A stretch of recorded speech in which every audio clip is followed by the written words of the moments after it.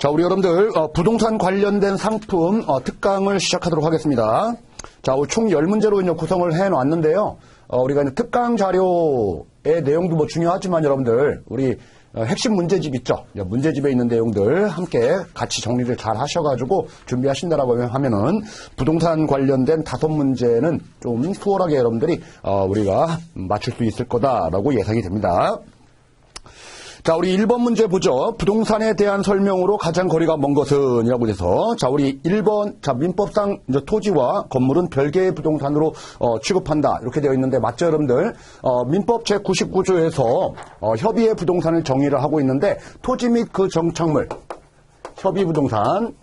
그래서 토지와 정착물 중에서는 여러분들, 우리 토지랑 별도로 독립돼서 거래되는 정착물로 건물, 그리고 미분리과실, 농작물, 그리고 명인 방법을 갖춘 20개 집단, 뭐 이런 것들을 규정을 하고 있는 거죠. 자, 이뿐만 아니라 의제 부동산까지 합치게 되면은 광의의 부동산이다. 뭐 이렇게 또 정의를 할 수가 있죠. 자, 우리 2번 민법상 부동산 이외의 물건은 동산이다. 맞는 표현이고요. 자, 우리 3번 보니까 토지의 정착물은 모두 독립된 부동산이다라고 되어 있는데, 이 정착물은 여러분들 토지랑 이제 별도로 독립적으로 이제 거래되는 정착물이 있고요. 대표적으로 이제 건물 등과 관련된 거죠. 부합된 정착물이 있죠.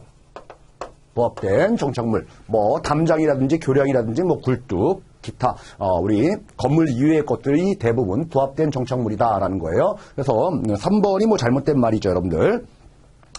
자, 4번. 자, 임목에 관한 법률상 등기된 임목은 토지와 별개의 부동산으로 본다라고 되어 있는데, 자, 여기 의제 부동산에 해당되는 거죠. 자, 의제 부동산은 여러분들 뭐예요? 선박, 뭐 항공기, 뭐 선박 같은 경우에는 20톤 이상 돼야 되겠죠. 그리고 차량, 그리고 광업권, 광업재단, 어업권, 어업재단, 그리고 임목에 관한 법령상, 그렇죠? 등기된 임목. 이게 바로 이제 의제 부동산이죠. 그래서 토지 협의의 부동산하고는 좀 구분되는 그런 개념으로 좀 보시면 될 것 같아요. 자, 이렇게 부동산과 관련된 여러분들 정의를 뭐예요? 법률적으로 지금 해본 겁니다. 자, 이거 이외에도 여러분들 법률 이외에도 물리적 의미의 부동산, 뭐 위치라든지 뭐 지형 관련된 눈으로 보이는 그렇게 좀 확인할 수도 있고요.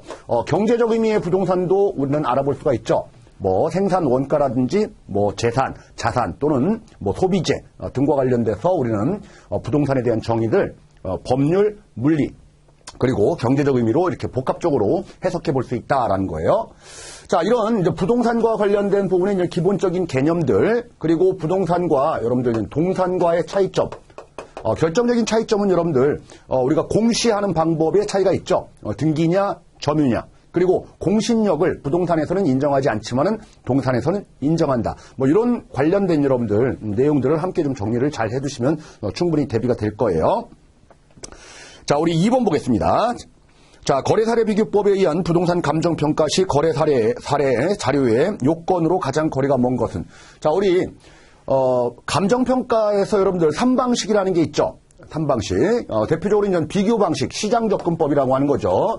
시장성에 근거를 둬서 하는 방식이 이제 비교방식인데, 비교방식에 따라서 우리가 계산하는 게 이제 거래사례 비교법이라고 우리가 학습을 했죠, 여러분들. 따라서 거래사례 비교법에서는 여러분들 사례 부동산의 가격에서 곱하기 사정이 있다라고 하면은 사정 보정을 하고 시점이 다르겠죠? 그래서 시점 수정. 그리고 지역적 요인 차이가 있다라고 하면 우리가 비교, 그리고 이제 개별적인 부분에 대해서도 우리가 비교해서 대상 부동산의 가격을 이렇게 유추해내는 이런 과정을 거치게 되는데, 자, 그렇다는 얘기는 이 사례 부동산은 어떤 성격을 가지고 있어야 될까요? 이 대상 부동산, 내가 평가하고자 하는 그 부동산과 유사한, 그렇죠? 유사성을 가지고 있어야 되고, 사정 보정이 있다라고 하면 사정 보정이 가능하고, 시점 수정, 그리고 각종 요인들 비교가 가능한 사례이어야 한다라는 거예요. 그렇죠? 따라서 여러분들 1번 위치가 유사해야 되고, 시점 수정이 가능해야 되고, 3번 사정 보정이 가능해야 된다. 근데 4번은 여러분들 감가 수정의 가능성이라고 되어 있죠. 이 감가 수정은 어디에서 쓰는 방식인 거죠? 그렇죠? 이 비교 방식이 아니고 여러분들 우리가 비용성에 초점을 둔 원가 방식이라는 게 있죠. 그렇죠? 원가 방식. 자, 원가 방식에 따라서는 어떻게 구해요? 건물을 제조달 원가, 기준 시점에 새롭게 건물을 지었을 때의 가액을 산정하고 경과 기간에 따라 감가상각, 감가 수정을 하는 방식이 바로 원가법이죠. 따라서 여러분들 원가법, 이 감가수정은 이 비교 방식에 쓰는 게 아니고 이제 원가법에 사용하는 거다라는 거예요. 그래서 이 차이점이 있기 때문에 정답이 4번이 되는 거죠, 여러분들. 자, 다음 3번 보겠습니다. 부동산의 조사 확인 방법에 대한 설명으로 거리가 먼 것은. 자, 부동산을 이제 조사할 때 가장 먼저 봐야 될 것들은 뭐니 해도 장부죠. 그래서 등기사항 전부 증명서라든지 각종 대장, 그리고 이용규제와 관련된 부분들은 토지이용계획 확인서, 뭐 산악지형, 뭐 임야와 관련된 여러 가지 부분들은 뭐 임야도, 지적도, 지도, 뭐 이런 것들을 함께 검토를 하는데, 자, 우리 공부라고 하죠. 공적장부에 나타나지 않는 것들은 실제 현장에 가가지고 우리 현장 답사를 또 해야 되는 그런 부분들도 있다라는 거예요. 그래서 두 가지가 병행이 돼야 된다라는 겁니다. 조사할 때. 자, 우리 1번 보니까 토지의 지형, 위치, 이용 현황은 지형도를 통해 조사 확인한다. 맞죠? 위치와 관련된 부분들. 자, 2번 점유권은 등기사항 전부 증명서를 통해서 조사 확인한다라고 되어 있는데, 자, 우리 여러분들 등기 능력이 없다라고 하죠. 등기부에 안 나타나는 권리들. 등기부에 안 나타나는 권리. 자, 우리 대표적으로 여러분들 점유권과 유치권은 등기부에 안 나타나요.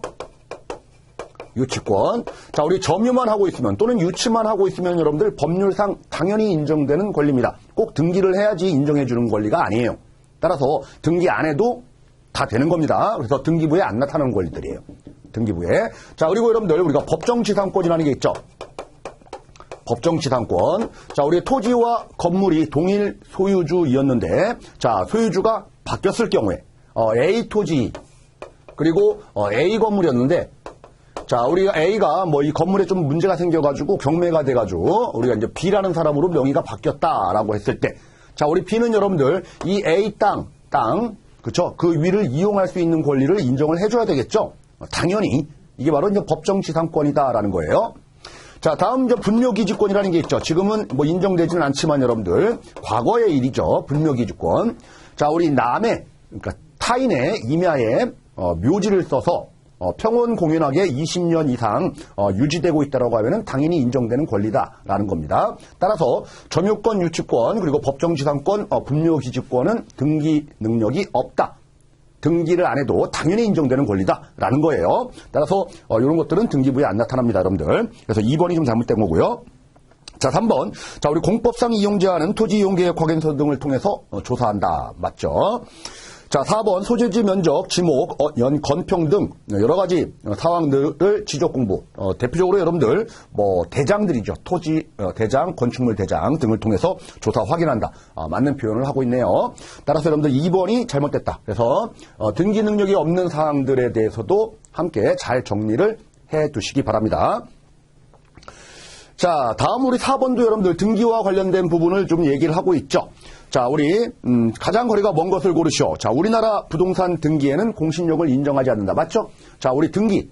부동산은 등기를 통해서 외부로 표시가 되는데, 공시가 되는데 공신력은 인정하지 않아요. 부동산 쪽에서는. 자, 2번 보니까 지상권, 저당권 등 소유권에 대한 제한물권은 등기사항 전부 증명서의 을구에 기재된다. 맞나요? 맞죠, 여러분들? 등기부는 크게 보면은 표제부, 그리고 갑구, 을구 이렇게 나옵니다. 표제부, 갑구, 을구. 표제부는 여러분들 겉표지, 그죠? 표시 상황인 거죠. 우리가 토지가 속해 있는 또는 건물이 속해 있는 뭐예요? 그 지번, 주소예요. 주소 또는 면적, 지목 뭐 이런 것들이 나오는 게 이제 표제부라고 하면은, 이 갑구는 여러분들 소유권과 관련된 부분이죠. 소유권. 최초로 소유권을 취득했다라고 하면 소유권 보존 등기라는 게 있고요. 소유권을 이전하게 되면 이제 이전 등기라는 게 있고요. 자, 우리 소유권에 대해서 이제 제한을 하는 뭐 가처분이라든지 가압류 뭐 이런 가짜 들어간 것들, 또는 압류, 그리고 이제 환매 등기. 그리고 이제 경매가 시작되게 되면은 다른 사람한테 넘기지 말아라라고 해서 우리가 이제 등기 촉탁을 하죠. 그래서 경매 기입 등기. 자, 이런 부분들이 이제 갑구에 나타나는 거고, 자, 우리 을구에 나타나는 게 뭘까요? 제한물권이죠. 자, 그러면 제한물권과 관련돼서 용익물권에 해당되는 지상권, 지역권, 뭐 전세권, 자, 이런 것들이 나타나게 되는 거고, 유치권은, 담보물권 중에서 유치권은 여러분들 우리가 등기 안 된다라고 했죠. 그리고 질권은 여러분들 동산에만 설정할 수 있기 때문에 우리 부동산에는 안 나타나겠죠. 저당권이 나오겠죠. 저당권. 그래서 채권과 관련된 최고액, 최대 한도에까지 올려가지고 보통 통상적으로 여러분들 뭐 1억을 대출받는다라고 하면은 한 20% 더 올려요. 그래서 1억 2천만 원까지 이렇게 잡습니다. 그걸 가지고 우리는 근저당 잡는다 이렇게 얘기를 하죠. 자, 이런 것들이 나타나는 것들이 바로 이제 을구다라는 거예요. 자, 우리 3번. 자, 등기권리증, 등기필증을 분실하였을 경우에는 등기 신청이 불가능하다 이런 말 나와 있는데요. 우리 최초로 등기를 하게 되면 여러분들 등기권리증, 등기필증을 이제 발급받습니다. 이 등기필증은 우리가 등기가 처음 됐을 때만 발급받는 게 아니고요. 그 다음에 A라는 사람이 B라는 사람한테 넘겼을 때 B는 최초죠. 그렇죠? B 명의로 등기필증이 또 발급이 됩니다. 그렇게 이제 계속적으로 이제 C한테 갔다 그러면 C한테도 등기필증이 발급되는 거예요. 자, 근데 이 C가 계속적으로 보유하다가 등기권리증, 등기필증을 분실했다. 그랬을 경우에 다른 사람한테 우리가 명의를 넘길 때 등기가 돼야 되는데 이 등기필증이 꼭 필요하냐? 필요 없습니다. C라는 사람이 진정한 소유자라는 것이 이제 확인이 되는 거죠. 뭐 이름이라든지 주소라든지 아니면 주민등록번호가 다 기재가 되기 때문에 등기권리증 없이도 이렇게 등기 이전이 다 돼요. 아셨죠? 그리고 등기필증을 잃어버리게 되면 여러분들 분실하게 되면은 재발급은 절대 안 됩니다. 재발급은 절대 안 된다. 그리고 뭐 과거 같은 경우에는 여러분들 등기필증에는 등기할 때 주민등록번호가 안 들어갔던 시기가 있었습니다. 예전에는 우리가 1950년대, 60년대 뭐 이때는 우리가 주소만 넣고 주민등록번호가 등기가 안 됐어요. 그래서 동명이인이 존재할 수가 있으니까 이런 부분에 대한 확인이 좀 안 된다라고 할 때는 등기필증이 좀 반드시 필요한데 이런 경우라고 해도 그죠? 법무사 등을 통해서 뭐 인후증명서라든지 여러 가지 현황들 그 사람 소유가 맞다라는 보증서가 들어오게 되면은 또 이렇게 등기가 또 됩니다, 여러분들. 자, 그렇기 때문에 등기가 안 된다라는 말이 좀 잘못된 거죠. 자, 다음 4번. 유치권은 등기할 수 없는 물권이다. 맞죠, 여러분들? 점유권, 유치권 등기가 다 안 된다라는 거예요. 자, 다음 우리 5번 보겠습니다. 자, 국토의 계획 및 이용에 관한 법률상 용도 지역에 대한 설명으로 적절하지 않은 것을 고르시오라는 말이 나옵니다. 자, 우리 용도 지역과 관련된 부분들은 뭐 시험 문제에 자주 나와요. 용도 지역.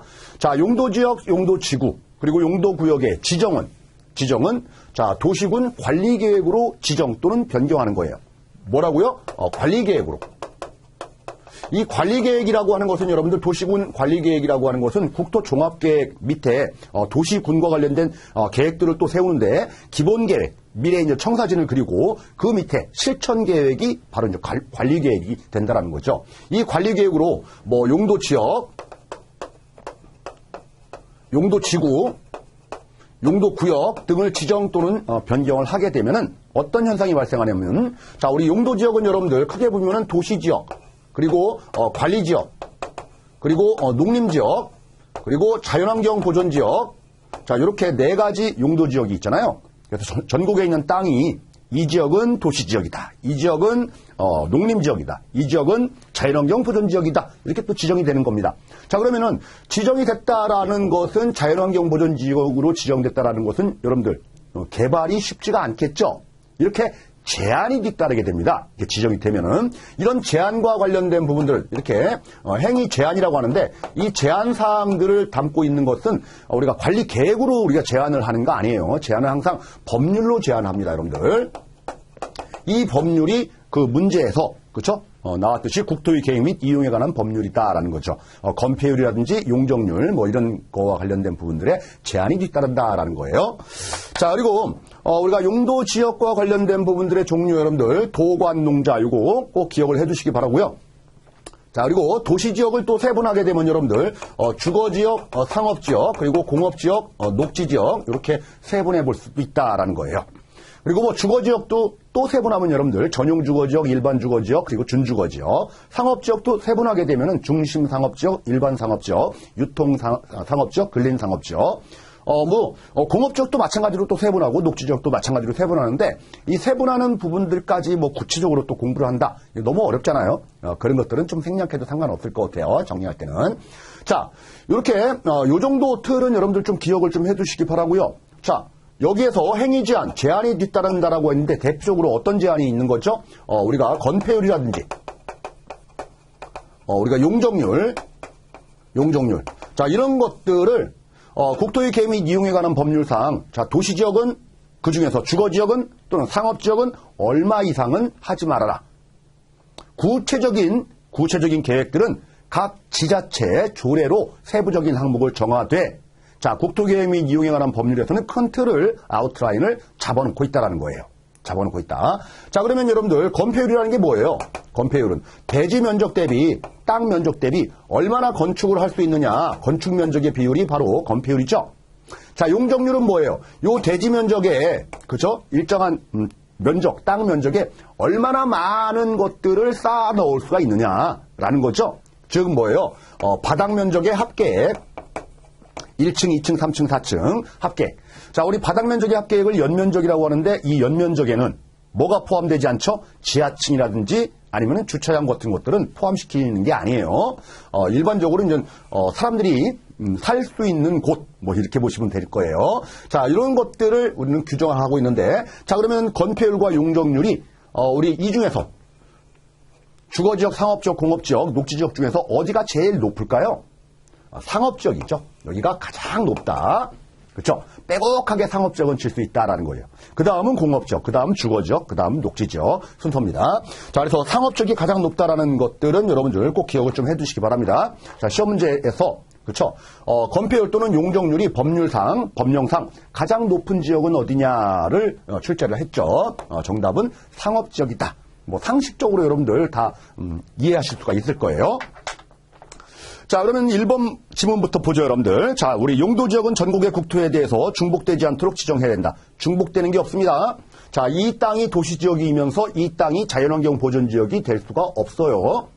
그렇죠? 중복 지정이라는 것은 존재하지가 않습니다. 한 땅에는 용도지역은 하나밖에 없는 겁니다.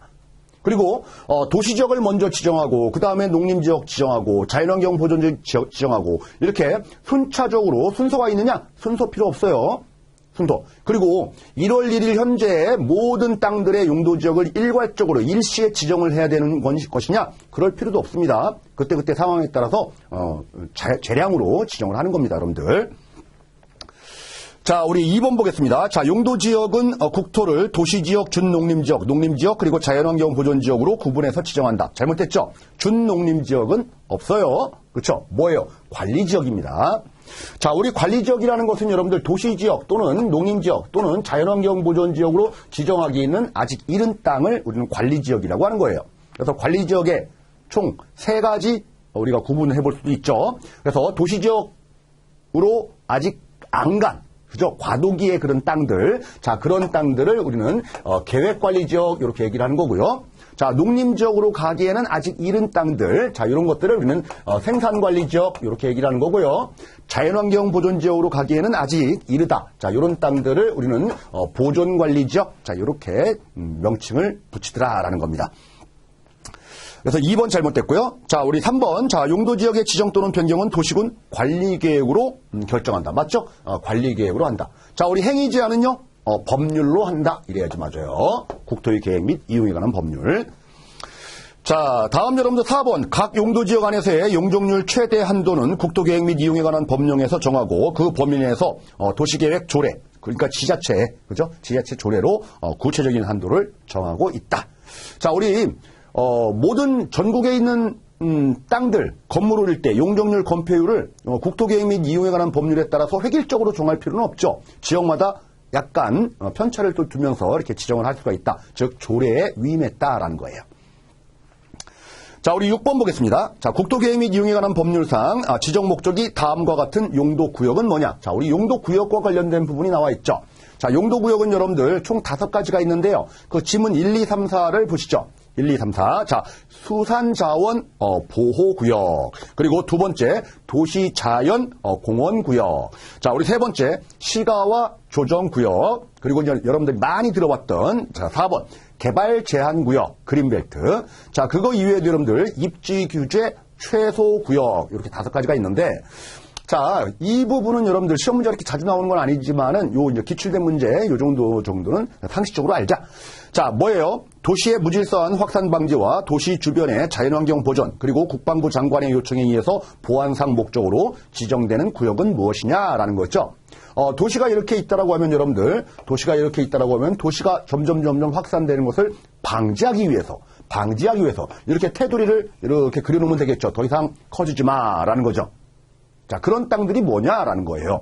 그리고 국방상, 뭐 우리 휴전선 있죠. 383 밑에 뭐 이런 데들은 보안상, 그리고 한강, 임진강, 강계 뭐 이런 쪽에 뭐 지정들을 많이 하게 되는데, 자, 이런 땅들이 뭐예요? 여기에 이제 우리가 산들, 임야도 있고 많이 개발이 안 되니까 제한을 하고 있는 거죠. 더 이상 개발 못 하도록. 뭐예요? 그린벨트다. 녹색 띠가 이렇게 둘러져 있다라는 거죠. 이게 바로 개발 제한 구역이다라는 겁니다. 뭐 어렵지 않죠? 자, 우리 7번 보겠습니다, 여러분들. 다음 중 타인의 토지의 건물, 기타 공작물이라든지 수목 등을 소유하기 위해서 그 토지를 사용할 수 있는 권리를 무엇이라고 하는가라는 건데, 이게 토지 위를 이용할 수 있는 권리, 지상권이죠. 토지 위, 땅지자, 윗상자, 그죠? 지상권. 자, 우리 지상권이라는 것들이 또 있다라고 하면은 지역권도 한번 생각해 볼 필요가 있겠죠. 자, 지역권과 관련된 부분들은 어떤 개념이에요? 자, 우리가 도로가 이렇게 나와 있다. 도로. 그렇죠. A라는 사람의 땅이 있고요. 이제 B라는 사람의 땅이 여기에 있다라는 거 한번 가정해 보죠. 자, 우리 B 땅은 도로에 나가려면 여러분들 A 땅을 거쳐야지만이 가능하죠. 그래서 도로에 접하지 않은 땅, 이런 땅들을 우리는 눈먼 땅이다라고 해서 맹지라고 얘기합니다. 맹지. 자, A의 허락을 필요로 하는 땅 이거예요. 그래서 요역지 이렇게 해야 합니다. 요구되는 땅. 그러면 A가 그래 통과해라고 해서 오케이 사인을 줘야 되겠죠. A가 승낙을 해주는 땅이에요. A는. 그죠? 그래서 A는 승역지 이렇게 얘기합니다. 승역지. 그래서 우리 편익을 제공하는 땅은 승역지, 편익이 필요한 땅은 요역지. 그래서 A 땅 전부를 이용할 필요는 없고요. 일정 부분에 대해서 이렇게 이용할 수 있는 권리. 이게 바로 이제 지역권이다라는 겁니다. 지역권. 지역권, 통행지역권이에요. 만약에 여기가 물이 흐르는 하천이다라고 하면은 농사짓는 땅이라고 하면은 물을 끌어와야 되겠죠. 그렇죠? 이렇게 수로가 필요합니다. 이런 것들을 인수지역권. 인수, 물을 끌어와야 되는 그런 지역권을 설정을 한다라는 겁니다. 아셨죠? 그래서 지역권과 관련된 중요한 개념들은 여러분들 이 승역지라는 말, 이 요역지라는 말, 이 말이 뒤바뀌면 안 됩니다. 이런 용어들 관련돼서 함께 기억을 해두시면 되겠네요. 자, 다음 8번 보겠습니다. 자, 부동산 투자 영업상의 현금 흐름으로 적절하지 않은 것을 고르시오라는 거죠. 자, 우리 부동산을 투자하게 되면은 뭐 1년, 2년, 3년, 4년 일정 기간 동안에 매년 또는 매월일 수도 있고요. 영업 현금 흐름이 생기죠. 내가 임대를 내면은 임대료 수입들이 계속 들어온다는 얘기입니다. 이런 현금 흐름들을 한번 분석해보자라는 거죠. 자, 어떻게 분석이 될 수가 있을까요? 내가 가지고 있는, 내가 소유하고 있는, 또는 내가 취득해가지고 가지고 있는 임대 가능한 뭐 호수가 있겠죠. 예를 들어서 10호, 그렇죠? 10채가 있다. 그러면 한 채당 1년에 뭐 1,000만 원씩 만약에 임대료를 받을 수 있다라고 하면은 곱하기 1,000만 원 이렇게 하면 여러분들 이게 맥시멈으로 받을 수 있는 임대 수입인 거죠. 이게 가능 총수익. 근데 현실적으로는 그렇지 못하죠. 10채가 다 임대가 나가서 돈이 들어올 수도 있겠지만은 하나, 두 개 임대가 안 될 수도 있어요. 자, 이런 부분들이 뭐예요? 공실이죠. 공실, 비어있는 거. 또는 임대가 나갔다라고 해도 여러분들 월세 제대로 안 주고 뭐 이러시는 분들도 있다라는 거죠. 못 받는 금액들. 자, 이런 것들을 우리는 대손 처리한다 이렇게 얘기합니다. 자, 이런 부분들은 현실적으로 좀 고려를 해줘야 되겠죠. 그거 말고도 우리 건물을 가지고 있으면 여러분들 주차장 수입이라든지 아니면은 옥외 간판을 달아서 광고 수입 받을 수도 있죠. 이거 말고도 우리 이제 기타 수익이 창출될 수도 있습니다. 자, 이런 부분들 현실성 있는 부분들을 다 감안한 소득이 바로 유효총소득이다라는 거예요. 그렇죠? 총수입이 나오면 이제 들어간 비용들 빼면 되겠죠. 그렇죠? 비용들. 자, 영업 경비. 또는 운영 경비, 운영에 들어가는 우리가 경비 비용들을 빼게 되면은 이제 총소득에서 비용 빼니까 순이익이 나오겠죠. 순이익. 그래서 영업과 관련된 또는 운영과 관련된 그렇죠. 순이익이 나온다. 순영업이익 또는 순운용이익 뭐 이런 것들이 나오게 되는 거예요. 자, 여기에서 여러분들 만약에 타인 자본으로 대출을 받아서 이거를 취득했다라고 하면은 내 돈하고 대출 함께 이제 합작 투자를 했다라고 하면은 남의 돈에 대해서 원리금 상환을 해줘야 되는 거잖아요. 그래서 원리금 상환하는 금액이 있다라고 하면은 원리금 상환액을 차감을 하게 되면은 순수하게 내 몫의 현금 흐름이 나오겠죠. 이게 바로 세전 BTCF 뭐예요? 비포 텍스 세금 납부 전에 내현금 흐름이다라는 거예요. 여기서 세금을 빼게 되면은 세후 현금 흐름이 되는 겁니다, 여러분들. 자, 이런 논리로 우리는 영업활동과 관련된 현금 흐름들을 분석해 볼 수 있다라는 겁니다. 따라서 가능총수익, 유효총수익, 운영경비, 영업경비, 자, 순영업이익, 이런 개념들, 그죠? 세전현금 흐름. 자, 이런 것들을 여러분들 빈칸을 만들어가지고 1, 2, 3, 4에 들어갈 말로 적절하지 않은 거 고르는 문제가 바로 8번 문제죠. 그래서 8번 문제 보시게 되면 여러분들 2번이 잘못됐죠? 2번. 그쵸? 뭐여야 돼요? 유효총소득이어야 되는데, 잘못된 말로 들어가 있다라는 거예요. 그래서 요 현금 흐름과 관련된 부분들은 시험 문제 여러분들 좀 자주 나오는 거니까 꼭 기억을 해 두시기 바랍니다. 자, 다음 여러분들 9번 보도록 하겠습니다. 9번. 자, 부동산 프로젝트 파이낸싱에 대한 설명으로 적절하지 않은 것을 고르시오라는 문제죠. 자, 우리 프로젝트 파이낸싱과 관련된 부분들도 시험 문제 출제를 해요. 자, 우리 부동산 개발 사업과 관련된 우리 주체가 시행사죠. 주체가. 자, 우리 개발을 하려고 하면은 여러분들 뭐가 필요해요? 인허가를 받아야 되는 거죠? 인허가. 그리고 개발 사업에 필요한 부지 확보를 해야 되는 겁니다. 부지 확보. 자, 요런 부분들은 여러분들 당연히 요 시행사가 해야 되는 거예요. 시행사. 자, 그런데 이 개발 사업과 관련된 부분은 큰 프로젝트는 돈이 많이 들어가고 장기간 개발 일정이 뒤따르게 됩니다. 그래서 막대한 돈이 필요한데 이 막대한 돈을 융통을 하려다 보니까 금융기관 등으로 통해서 대출을 받는데 요 시행사는 여러분들 아이디어는 좋고 개발에 대한 그런 호재들은 다 있지만은 요 시행사 자체만으로 봤을 경우에는 뭐예요? 신용이라든지 아니면 담보할 만한 이런 것들이 많지가 않아요. 별로 안 좋아요. 이런 것들이. 그러니까 신용대출 또는 담보대출로 이 막대한 자금을 조달하기에는 한계에 부딪히더라라는 거예요. 한계에 부딪히더라. 따라서 이런 경우에는 이 프로젝트 개발사업 이 프로젝트 자체가 너무 좋다 보니까 여기에 투자를 하는 거예요. 금융기관들이. 여기에 돈을 투자를 한다라는 거죠. 뭐예요? 돈을 준다라고 해서 파이낸싱 이렇게 얘기하면 되겠죠. 이게 바로 그냥 프로젝트 파이낸싱입니다. 자, 그런데 이 사업에 어떻게 돈이 바로 갈 수가 있겠어요? 중간에 누가 받는 자가 있어야 되겠죠. 자, 그래서 이 시행사가 여러분들 시행사는 못 받아요. 시행사가 별도의 시행법인을 하나 만듭니다. 법인. 물론 서류상으로 만드는 거예요. 이 시행법인에 돈이 들어가고 이걸 가지고 공사에 대금으로 쓰이도록 이렇게 진행되는 게 바로 프로젝트 파이낸싱이다. 자, 그러면 공사는 누가 할까요? 시공사라는 업체를 선정하겠죠. 시공사. 그렇죠? 시공사. 너무나 좀 위험한 여러분들 이게 대출이에요. 보다 보니까. 그렇죠? 대출이 상당히 위험합니다. 그래서 여러분들 프로젝트 파이낸싱에서 이 대출해주는 금융기관들은 여러 가지 안전장치들을 마련할 수밖에 없다라는 거예요. 마련할 수밖에 없다. 어떤 거냐? 자, 시공사. 너네들 책임지고 준공해라. 그래야지만이 분양이 돼서 돈이 들어오니까 갚겠죠. 원리금 상환. 그렇죠? 그리고 준공했다고 끝나는 게 아니고 책임지고 분양해서 갚아라라는 거예요. 이해됐나요? 만약에 이러지 못하면은 누군가가 책임을 져야 되는데 이 시행사는 여러분들 능력이 별로 없어요. 그렇죠? 그래서 시공사 너가 책임지고 모든 채무를 인수해라. 네가 못 갚게 되면은 네가 다 책임져라. 그러다 보니까 이 시공사에 여러분들 신용이라든지 여러 점들을 고려해서 신용이 나쁜 시공사가 선정이 되면은 돈 안 빌려줍니다. 그런 안전장치는 있어야 된다라는 거예요. 아셨죠? 자, 그리고 여러분들 일정 부분 요 시행사도 땅을 확보하고 있으니까, 그죠? 땅, 이 부지에 대해서는 담보 신탁, 즉 담보를 걸면서 일정 부분 전액은 아니어도 대략 한 5% 정도 전체 금액에 조금밖에 안 돼요. 자, 이런 부분에 대해서는 일정 부분 우리는 확보하는 그런 담보 신탁 등기를 설정을 하는 그런 형태가 일반적입니다. 따라서 이 프로젝트 파이낸싱과 관련된 부분들의 주요 특징을 보니까 여러분들 시행사의 장부에 돈을 빌리는 게 아니고 별도의 법인에 빌리는 거죠. 따라서 시행사, 이 사람이 실질적인 사업자이긴 하지만은 자기는 장부에는 부채, 빚이 없어요. 시행법인에 빚이 있는 거예요. 그죠? 법인에. 따라서 부외 금융이다 이렇게 얘기해요. 장부 외적으로 돈을 조달한 것이다 라고 보시면 되겠고요. 자, 두 번째 특징은 여러분들 일반적인 대출에 해당되는 요 신용, 담보대출이 아니다라는 거.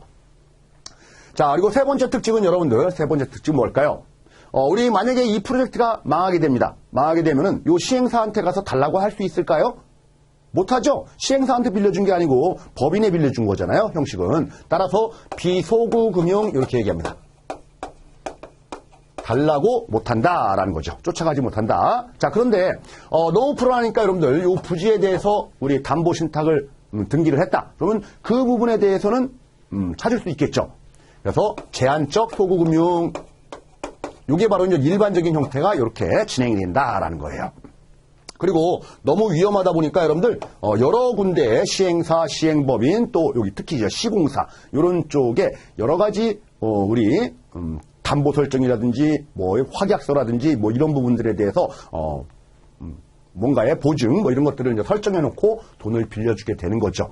그래서 다양한 주체들이 참여한다라는 거예요. 그쪽에 위험들을 이렇게 이제 분산시키면서 나누면서 위험들을 나누면서 돈을 빌려준다. 자, 이게 바로 이제 프로젝트 파이낸싱의 이제 기본적인 구조와 특징들이에요. 그래서 PF 뭐 시험 문제와 관련된 부분에서 이제 시험 문제가 나왔는데 요 시공사에 태클 거는 것이 아닌 것은 1번 책임 준공, 책임 분양, 뭐 신용, 뭐 이런 것들, 그리고 부지 확보, 뭐 이런 것들이 나왔어요. 정답은 부지 확보죠. 부지 확보는 시공사가 아니고 시행사가 책임지는 것들입니다. 자, 이런 것들도 나왔고 기본적인 특징과 관련된 부분들도 시험 문제에 계속 출제를 했습니다, 여러분들. 자, 그래서 우리 1번 지문을 보죠. 특정 프로젝트 수행을 위해 필요한 자금을 프로젝트 사업주 자산과 신용을 담보로 제공하는 금융을 포괄적으로 지칭한다. 아니죠? 신용, 담보 이런 대출이 아니다라는 거예요. 그래서 1번이 잘못됐다라는 거죠. 자, 나머지 2번, 3번, 4번 여러분들 한번 쭉 읽어보시기 바랍니다. 자, 이제 마지막 10번 문제 보도록 하겠습니다. 자, 부동산 투자회사법, 리츠죠. 자, 리츠도 한 문제 반드시 출제를 합니다. 자, 우리 리츠의 종류는 여러분들 자기관리 리츠, 그리고 위탁관리 리츠. 그 다음에 뭐가 있죠? 기업 구조조정 지원 리츠. 리츠의 종류가 시험 문제 제일 잘 나와요. 그 중에서 실체를 갖추고 있는, 즉 상근 임직원이 존재하는 리츠는 자기관리 리츠예요. 나머지 이제 위탁관리 리츠라든지 아니면 기업 구조조정 리츠는 여러분들 실체가 존재하지 않는 명목상 회사입니다. 페이퍼 컴퍼니예요. 그래서 리츠의 종류는 자기관리형 리츠, 그리고 위탁관리형 리츠, 그리고 기업 구조조정 지원 리츠 해가지고 CR 리츠 뭐 이렇게도 표현합니다. 자, 우리 부동산 투자회사법상 부동산 투자회사, 즉 주식회사예요. 주식회사 설립할 때는 설립 시에 자본금이 필요하죠. 자본금은 5억, 그리고 3억. 3억. 왜 5억 더 많으냐? 실체가 있으니까 더 많은 거예요.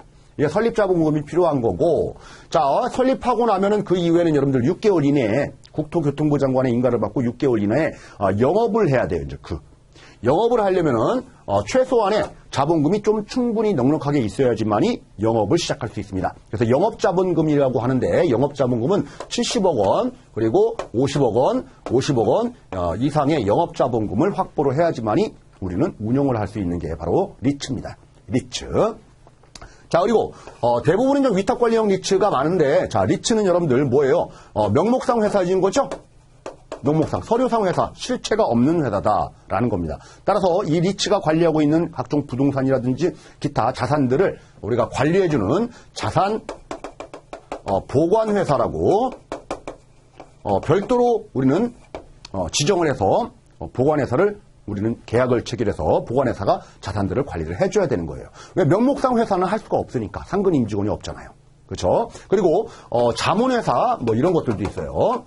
자문해주는 회사. 자, 이런 회사들하고 연결고리를 가지면서 우리는 운영이 되는 게 바로 리츠다라는 거예요. 자, 우리 1번 보겠습니다. 자기관리 부동산 투자회사의 설립자본금은 5억 원 이상이다. 맞죠? 자기관리형 5억 원 이상이다. 자, 2번 보겠습니다. 자, 이렇게 해서 우리가 주식회사다 보니까 이익이 나면 여러분들 이익과 관련된 부분들을 우리가 현금 배당해주는 게 원칙이에요. 현금 배당. 주식 배당하면 안 돼요. 그리고 이익에 대해서 90% 이상을 배당하도록 되어 있습니다. 자, 우리 2번 지문이 바로 그런 거고요. 자, 3번. 자, 부동산 투자 자문회사는 자본금이 10억 원 이상 그리고 자산운용 전문 인력이 3명 이상 갖추고 국토교통부 장관에 등록되어야 된다라는 거죠. 요 자문회사.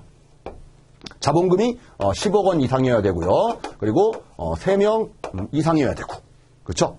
그리고 뭐예요? 국토교통부가 관리를 하거든요. 엄격히 감독을 하는데, 자, 국토교통부 장관에 등록돼야 된다라는 거고, 요 자산보관회사와 관련된 부분들은 여러분들 요 기준을 따릅니다. 자본금이 70억 이상이어야 되고, 그죠? 그리고 5명 이상이어야 돼요. 여기는. 그리고 국토교통부 장관의 등록이 아니고요. 인가를 받아야 돼요. 뭐 이런 아주 세부적인 부분들이 존재하는데, 자, 이런 부분까지 아직 출제되지는 않은 것 같아요. 아직은. 자, 기본적인 틀을 여러분들 잘 좀 잡아두시면 됩니다. 자, 우리 4번 보겠습니다. 자산운용 전문 인력을 포함한 임직원을 상근으로 두고 자산의 투자 운용을 직접 수행하는 부동산 투자회사를 위탁관리 부동산 투자회사라고 한다. 아니죠. 우리가 실체형인 자기관리형 부동산 투자회사죠. 요게 실체를 갖추고 있는 거예요. 나머지는 실체가 없어요. 유령 회사예요. 페이퍼 컴퍼니. 그래서 4번이 잘못됐다라는 것을 확인을 하시기 바라고요. 자, 그리고 여기 자산 보관회사로 우리가 지정될 수 있는 그런 회사들은 우리가 주택공사라든지 그렇죠. 이런 공사들이 지정이 되는 거고요. 금융기관 중에서는 자산을 맡을 수 있는 신탁업 인가를 받은 신탁업자가 우리가 자산 보관회사로 지정될 수가 있는 겁니다. 그거 외에 뭐 자산 유동화 회사라든지 뭐 이런 회사들은 안 돼요. 공적인 그런 성격을 가지고 있는 회사들이 바로 자산 보관 회사로 지정이 되는 거예요. 자, 이런 부분들도 여러분들 우리가 기본 교재라든지 기본 교재 내에서도 우리가 출제 예상 문제에도 또 나옵니다. 자, 이런 것들도 함께 체크를 하셔가지고 정리를 해두신다라고 하면은 리치 부분도 뭐 이렇게 어려운 문제가 출제되지는 않아요. 리치 부분도 충분히 여러분들 하실 수가 있어요. 시험제 제일 많이 나오는 게 이거예요. 리치에서는.